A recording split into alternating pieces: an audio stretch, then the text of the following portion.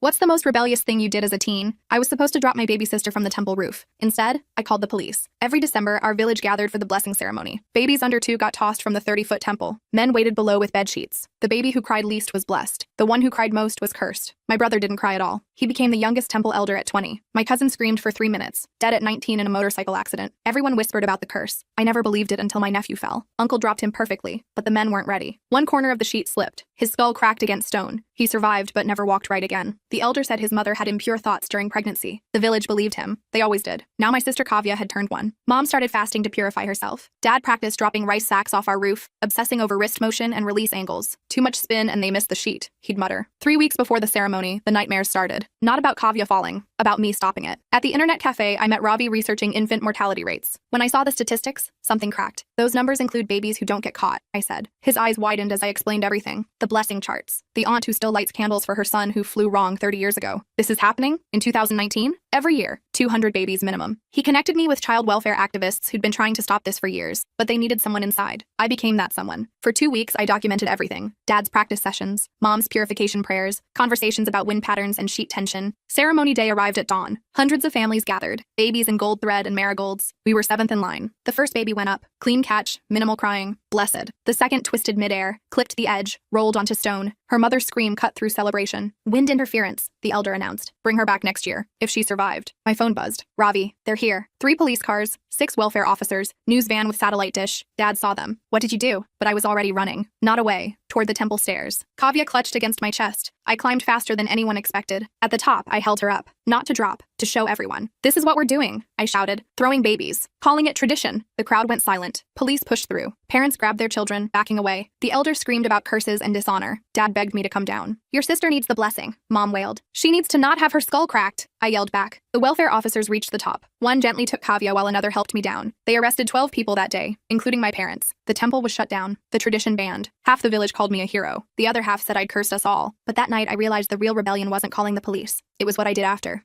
I went back to the temple alone, climbed those stairs one more time. At the top, I found the blessing book. Centuries of names, who cried, who didn't, who lived, who died. I burned it. Every page, every blessing, every curse. Because the real curse wasn't crying too much as a baby. It was believing that dropping children could determine their fate. The village never found out who burned the book. They blamed outsiders, the media, anyone but one of their own. I kept that secret. Let them think their traditions were destroyed by strangers. 5 years later, Kavya's walking just fine. No blessing needed. Just a sister who wouldn't let go. But last week I got a call. A village 3 districts over still does the ceremony. Different temple, same 30-foot drop. Ravi and I are driving there tomorrow with a bigger team. More police, more cameras. They don't know we're coming. The phone rang while I was making breakfast for Kavya, and my hands started shaking so bad I dropped the spatula. The woman on the other end spoke fast, telling me about another village 3 districts over where babies still got dropped every December. I wrote down everything on the back of an old receipt, my writing getting messier with each detail. They'd been doing it for generations, just like my village. Same 30-foot drop, same men with sheets waiting below. After I hung up, I sat there staring at the notes and realized this fight wasn't even close to being over. I'd thought stopping one ceremony would make others think twice, maybe create some kind of chain reaction, but tradition doesn't work that way. Ravi picked up on the first ring when I called him. We met at the same internet cafe where we'd first planned everything 5 years ago.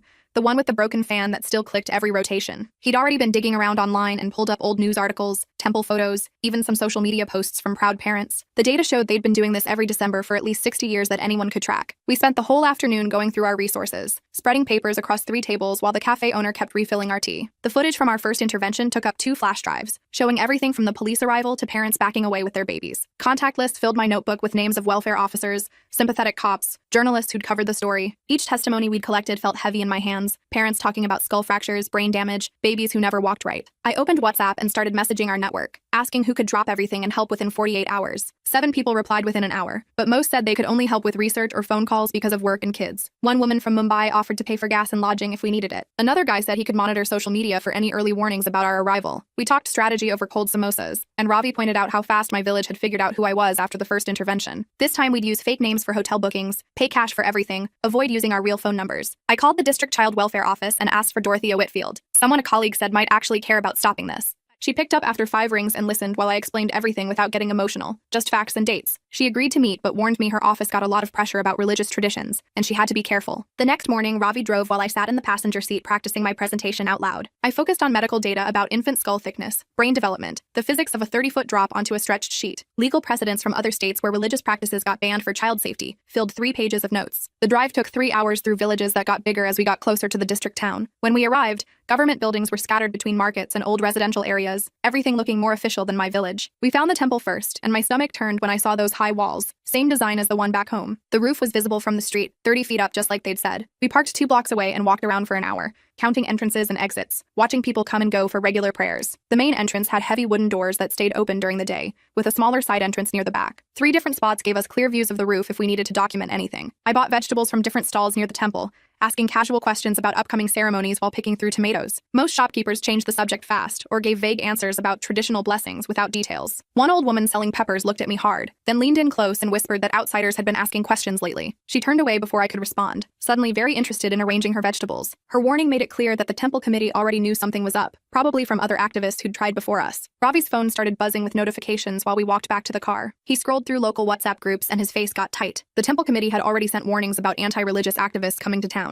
Screenshots showed messages calling us enemies of tradition, who wanted to destroy their culture. They'd learned from what happened in my village 5 years ago. We needed to be more careful than I thought. The lodge we found was small and cheap, 3 blocks from the temple. Ravi used his cousin's name for the booking and paid cash. The room had 2 beds and a broken air conditioner that rattled every few minutes. We spread our papers across both beds and the small desk. Police contact numbers covered one corner. Medical reports filled another section. Witness statements took up most of the floor. The room looked like those crime shows where cops track serial killers. We split up the work for tomorrow. Ravi would handle the technical stuff like recording equipment and backup drives. I'd focus on the meetings with officials and gathering more local information. That evening, I sat cross-legged on the floor making information packets. Each one had case studies from other villages where babies got hurt. I translated medical terms into simple local words everyone could understand. The photos were hard to look at. Babies with head injuries, some who never walked again, others who couldn't talk right. I blurred their faces but kept the injuries visible. People needed to see what really happens when babies fall 30 feet. My printer ran out of ink twice. The shop downstairs was closed, so I had to walk 6 blocks to find another one open. By midnight, I had 20 packets ready, each one thick with evidence. Sleep wasn't happening. I kept thinking about all the ways tomorrow could go wrong. What if the crowd turned violent? What if police sided with the temple? What if we got there too late and babies were already falling? Ravi snored in the next bed like nothing was wrong. I stared at the ceiling fan going round and round. Every car that passed made me jump. Around 3 in the morning, I gave up trying to sleep and went through our plan again. The meeting with Dorothea Whitfield was at 8. We got there early and waited in the lobby for 20 minutes. Her office was small with government posters about child safety on every wall. She looked tired already, and it was barely morning. I laid out our case using just facts and numbers. No emotional stuff, no accusations, just data about infant injuries from 30-foot drops. She took notes on a yellow pad, nodding sometimes but not saying much. Her face showed she'd heard this kind of thing before. When I finished, she put down her pen and rubbed her eyes. Previous attempts to stop these ceremonies had blown up bad. Politicians came out defending religious freedom. Her department got threats about budget cuts if they kept interfering. She wanted to help, but the politics made it almost impossible. The frustration in her voice was real. She'd been fighting this for years with nothing to show for it. We needed a different approach. Instead of asking for a total ban, what if we requested a safety inspection, just to make sure the ceremony followed basic child welfare rules? Her face changed when I said that. A safety inspection was harder to fight politically. Nobody could argue against keeping kids safe during religious events. She picked up her phone and called someone named Rohit from the police department. He showed up 15 minutes later in a wrinkled uniform. Rohit listened to everything again, asking specific questions about our evidence. How many witnesses did we have? Were the medical reports certified? Could we prove immediate danger? He was professional, but I could tell he didn't really believe us. He kept asking the same questions different ways, like he was trying to catch us lying. Finally, he said he needed clear proof of danger before he could do anything. We spent the rest of the afternoon in the lodge researching laws. Ravi found 3 court cases where judges ruled that religious freedom doesn't cancel out child safety. One case from Tamil Nadu was perfect. Parents got arrested for endangering their kid during a religious ritual. The judge said believing in God doesn't mean you can hurt children. We highlighted the important parts and added them to our packets. Around 5 o'clock, Ravi's phone exploded with messages again. Someone had posted our photos from checking into the lodge. The caption said we were Christian missionaries trying to destroy Hindu traditions. Within an hour, it had been shared hundreds of times. People were adding angry comments about protecting their culture from outsiders. Some messages had our room number. Others described what we looked like and what we were wearing. The temple committee was mobilizing fast. They knew exactly who we were and why we were here. This was going to be harder than we thought. My phone rang around 7 that night with a number I didn't know. The woman on the other end said her name was Fatima Amos, and she worked for regional news. She'd heard through journalism networks that we were in town trying to stop the ceremony. She wanted to document everything but promised to keep her distance, so the temple committee wouldn't know she was working with us. We agreed to meet at a tea shop near the bus station where nobody from the temple would see us. She brought a small camera and showed me footage she'd already taken of the temple from different angles. Her plan was to position herself on nearby rooftops during the ceremony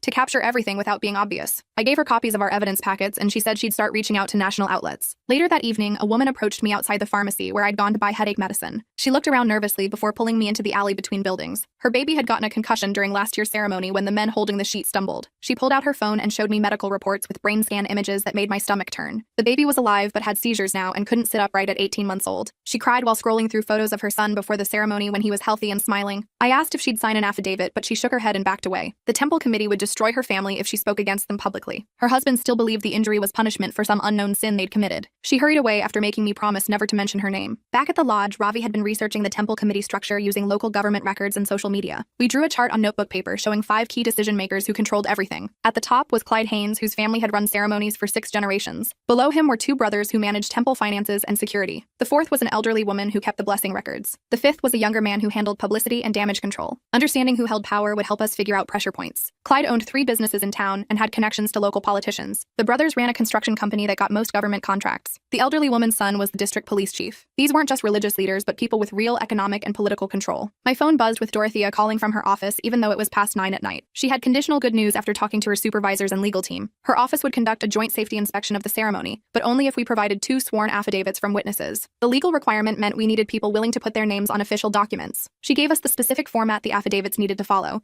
and said we had until noon tomorrow to submit them. Without those documents, her hands were tied no matter how much evidence we had. This felt like our only real chance to get official intervention. The next morning, we started looking for Gail Porter, whose name several people had mentioned. She was a retired nurse who'd worked at the district hospital for 30 years. We found her address through voter records and drove to her small house on the edge of town. She was watering plants in her garden when we arrived. When I explained why we were there, her face went pale. She invited us inside and served tea with shaking hands. For 20 minutes, she told us about babies she'd treated over the years. Skulls cracked open like eggs, spines twisted wrong, internal bleeding that killed them slowly over days. She'd begged families to stop, but they always said the same thing about tradition and blessings. She kept a notebook with dates and injuries that she'd hidden for years. When I asked about signing an affidavit, she nodded immediately. She was 73 years old and didn't care anymore what people thought. Her hands shook as she signed the document, but her signature was clear and strong. She made us promise to stop this before more babies died. As we left her house, she handed me the notebook filled with 30 years of documented injuries. On the way back to the lodge, I stopped at the same vegetable shop where I'd asked questions before. The elderly woman who'd warned me about outsiders pulled me behind her stall. 2 men had been asking about the woman from the other village who stopped the ceremony there. They'd shown my photo around and offered money for information about where I was staying. She told me to be careful because these weren't just angry villagers,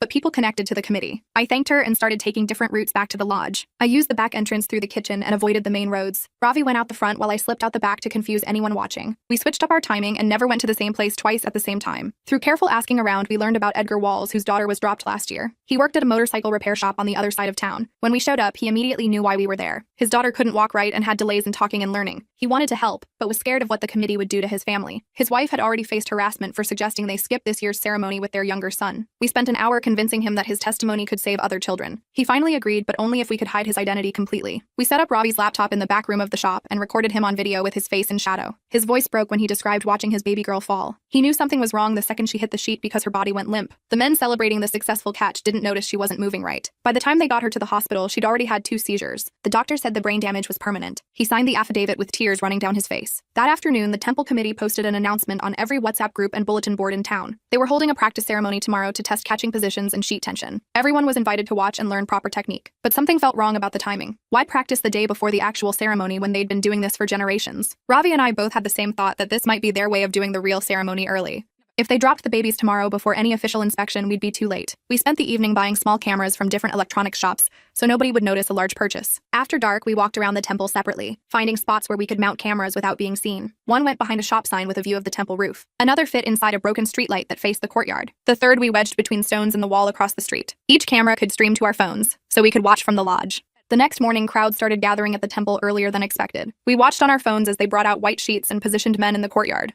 Then someone climbed the temple stairs carrying what looked like a wrapped baby. My heart started racing until I saw it was just a cloth doll dressed in ceremony clothes. They dropped it from the roof while men below tried different positions with the sheet. The first drop missed completely and the doll smashed into the ground. The second caught the edge of the sheet and bounced onto stone. The third one they caught, but 2 men lost their grip and almost dropped their corners. Out of 12 practice drops, only 5 were clean catches. The coordination was terrible, with men arguing about positioning and timing. Some wanted the sheet tighter while others said it needed more slack. Nobody seemed to agree on the right technique. This confirmed everything we'd been saying about safety. Even with a doll that weighed less than a real baby, they couldn't catch it reliably. Tomorrow, they plan to drop over 100 real babies with this same sloppy technique. We had our evidence and our affidavits, and now we had footage of their failed practice. Everything was documented and ready for tomorrow's fight. Rohit showed up at our lodge early the next morning with his laptop and a stack of forms I'd never seen seen before. He spread everything across the small table and started going through each video file we'd recorded. He wrote down the exact time each clip was taken and where we were standing when we filmed it. He made me sign my name next to every entry while Ravi did the same for his footage. Chain of custody documentation, he called it. Without this, the court might throw out all our evidence. We spent 3 hours filling out those forms with details about who had the cameras and when. My hand cramped from writing timestamps and locations over and over. Rohit kept checking his notes and making us redo sections that weren't clear enough. By noon, we had a thick folder of paperwork that proved our footage was real and unchanged. I went out to get us lunch from a street vendor and noticed something stuck to a light pole. My face stared back at me from a poster, though it was blurry from the old news footage. Big red letters across the top said "Enemy of Tradition." Someone had printed dozens of these and put them all over the market area. A woman buying vegetables looked at the poster, then at me, then quickly turned away. 2 teenagers took photos of the poster with their phones. An old man spat on the ground when he saw me looking at it. I bought the food quickly and hurried back to the lodge. More posters appeared throughout the afternoon on walls and shop windows. Ravi counted at least 40 when he went out for tea. Some locals definitely recognized me, but most just seemed curious about what was happening. That night, we started working on the emergency petition for the court. Dorothea had given us a template, but we had to fill in all the specific details about the ceremony. We typed out every danger we'd documented and attached copies of the affidavits from Gail and Edgar. The legal language was confusing, so we kept having to look up what different terms meant. Ravi found examples of similar petitions online that helped us understand the format. We cited the footage of their practice drops and how many they missed. We included medical reports about infant skull development that Gail had given us. Every paragraph had to balance the legal requirements with the urgency of stopping the ceremony. We couldn't just say babies would get hurt. We had to prove immediate and specific danger with evidence. The petition grew to 15 pages by midnight. We kept adding more documentation and case references that might convince a judge. My eyes burned from staring at the laptop screen for so many hours. Dorothea called around 2 in the morning to check our progress. She sounded tired and stressed when she admitted the truth about the situation. Several officials in her office were scared to enforce any ban on the ceremony. Elections were coming up next year, and nobody wanted to anger religious voters. She was doing everything she could but kept hitting walls with her supervisors. The whole system seemed designed to avoid taking action on controversial issues. She promised to keep pushing, but warned us not to expect too much support. After she hung up, I felt the weight of what we were really up against. The next day, Ravi spent hours calling contacts and asking about the temple committee members. Someone mentioned that Clyde's daughter had gone to college in the city. A few more calls revealed she'd studied child development and early education. Her name was Catherine, and she'd moved back home 2 years ago. People said she kept quiet about her views but seemed uncomfortable during ceremony discussions. We managed to get her phone number from a mutual contact who knew her from college. I texted her carefully explaining who we were and why we were concerned. She didn't respond for hours,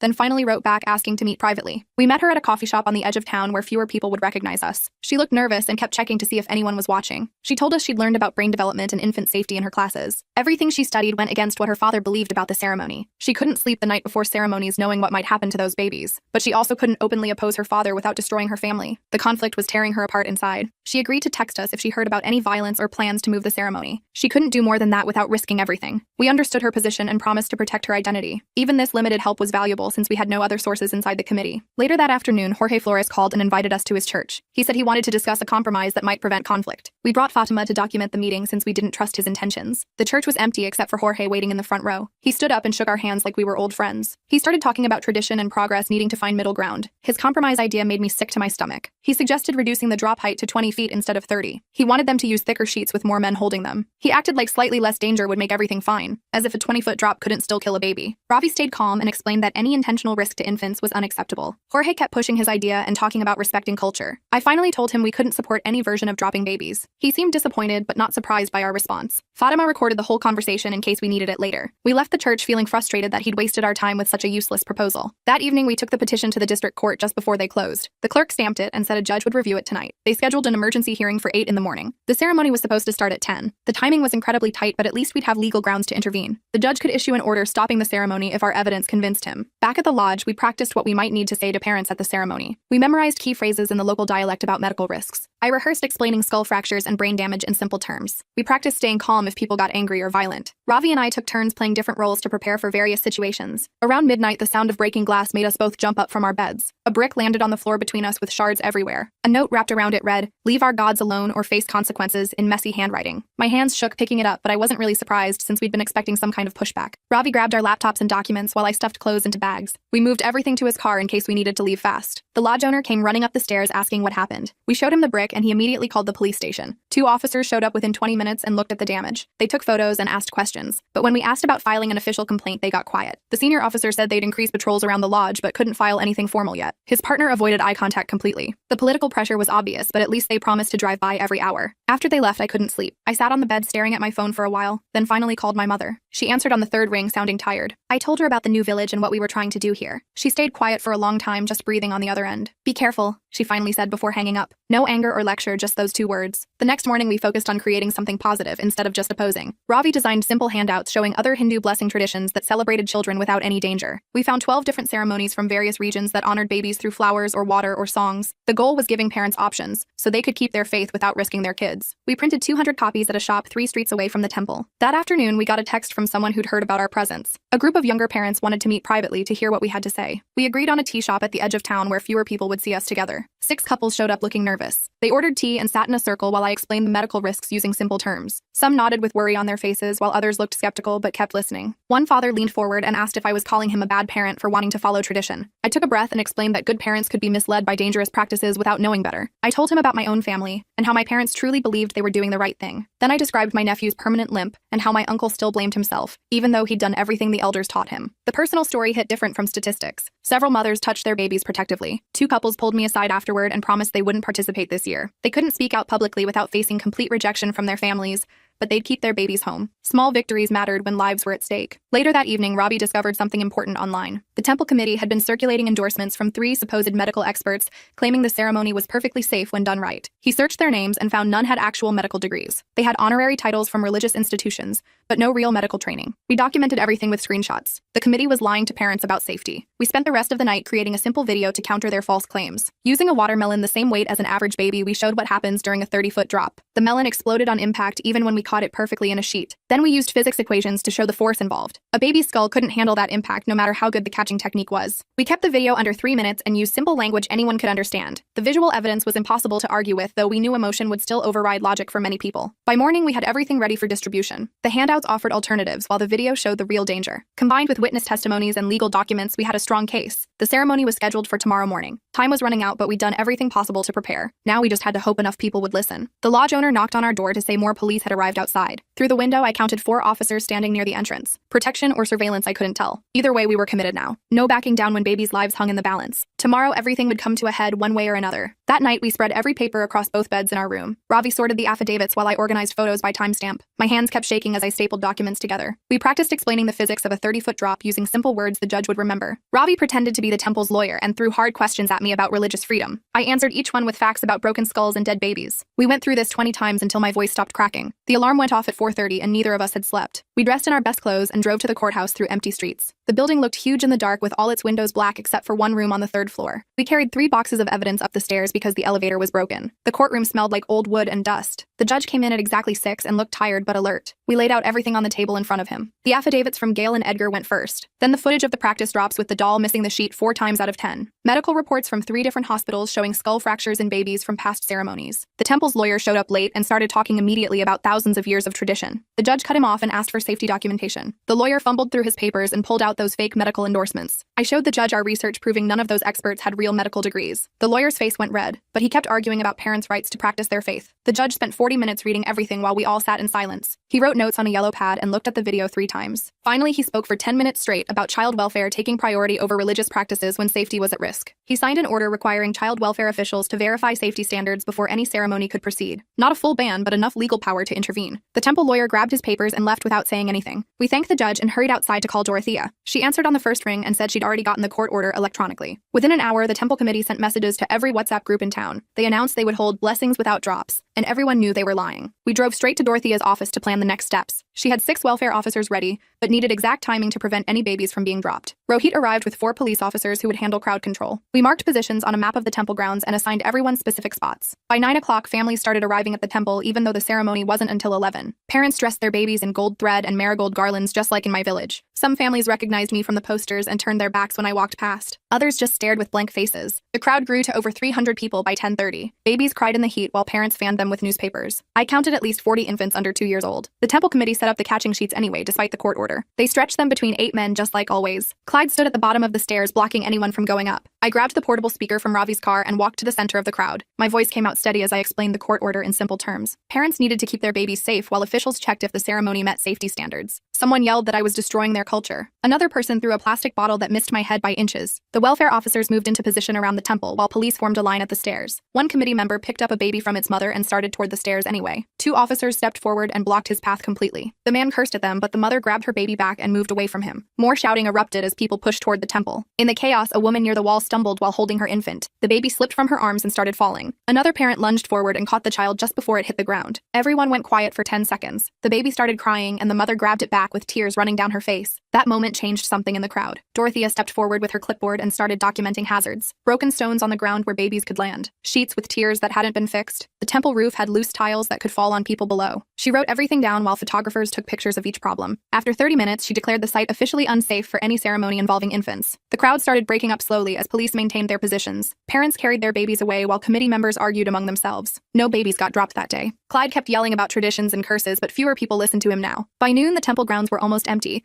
except for police and a few stubborn committee members. We packed up our equipment and headed back to the lodge, exhausted but relieved. Ravi collapsed on his bed while I sat at the window watching the temple. Tomorrow would bring new challenges, but today we'd kept dozens of babies safe. The phone rang 10 minutes later with Rohit telling us to come back to the temple immediately. Police had just arrested Clyde and another committee member for trying to force their way past the barriers with a baby. We grabbed our cameras and rushed back to find two police cars with their lights flashing. Clyde sat in the back of one car with his hands cuffed behind him, while the other man kept shouting about religious freedom. The officers took statements from 3 welfare workers who saw them grab a baby from its mother and try to climb the stairs anyway. Most of the other committee members got official warnings written up on the spot. The message was clear that nobody could ignore court orders without facing real consequences. We spent the whole afternoon at the police station filling out paperwork and making sure every piece of evidence got filed correctly. The forms seemed endless with questions about times and locations and witness names. Ravi's hand cramped from writing while I organized all our video files onto flash drives for the police records. The station smelled like old coffee and floor cleaner while officers moved between desks carrying more papers. Every statement had to be signed and dated 3 times with carbon copies for different departments. Dorothea arrived to add her official report about the safety violations she documented. The process was exhausting, but we knew this paperwork would protect future babies from similar ceremonies. By 5 o'clock, we finally finished and walked out into the cooling evening air. 3 parents waited by our car and quietly thanked us for stepping in before their babies got hurt. One mother grabbed my hand and squeezed it while tears ran down her face. Her husband nodded at us without speaking, but his eyes showed relief. Then an old man walking past stopped and spit right at my feet. He called me cursed and said I destroyed something sacred that I couldn't understand. His anger didn't surprise me since change always brings pain along with progress. Back at the lodge that evening, our whole team sat around comparing notes about what worked and what almost went wrong. We made lists on notebook paper of lessons for next time. The early court order helped, but we needed better crowd control plans. Having local officials like Dorothea made a huge difference compared to bringing only outsiders. We should have had more cameras at different angles to catch everything. The medical evidence convinced the judge, but we needed simpler handouts for parents. Everyone contributed ideas while Ravi typed them into his laptop for our growing intervention manual. I stepped outside to call Gail and thank her for signing that affidavit about all the injuries she'd treated. Her voice shook with relief when I promised we'd kept her identity protected in all the public documents. She said she hoped her testimony helped save even one baby from getting hurt. Then I called Edgar, who answered on the first ring like he'd been waiting. He asked 3 times if we were sure nobody would connect the testimony to him. I reassured him that his family was safe, and his courage had made a real difference today. Both of them sounded lighter, knowing they'd finally spoken up after years of staying silent. Fatima worked on her laptop editing the footage we'd captured to send to news stations. She carefully blurred faces of witnesses who might face retaliation,